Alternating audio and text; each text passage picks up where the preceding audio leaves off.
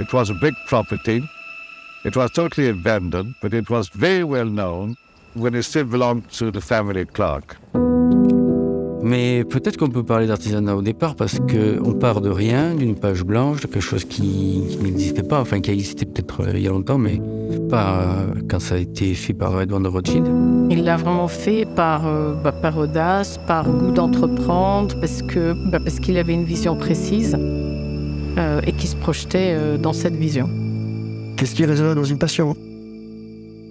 C'est vrai que Clark, c'est un endroit où j'ai passé énormément d'été dans mon enfance. Je me souviens de courir dans les chais, des odeurs des barriques, d'être dans le jardin et essayer d'attraper des abeilles. Donc pour moi, c'est vraiment ça. C'est des beaux souvenirs d'enfance que j'ai passés avec mes sœurs, que j'ai passés avec mes parents. Et il y avait une grande table et il y avait beaucoup de bonne humeur et beaucoup d'envie autour de cette propriété. Je pense que les gens avaient conscience qu'il y avait quelque chose de nouveau à créer, que c'était pas facile. Moi, j'ai une image de beaucoup de gaieté. C'est que c'est quand même un endroit qui a gardé son essence à travers le temps, qui se laisse pas dénaturer par les modes et qui reste toujours quand même discret. Quand on arrive à Clark, c'est pas...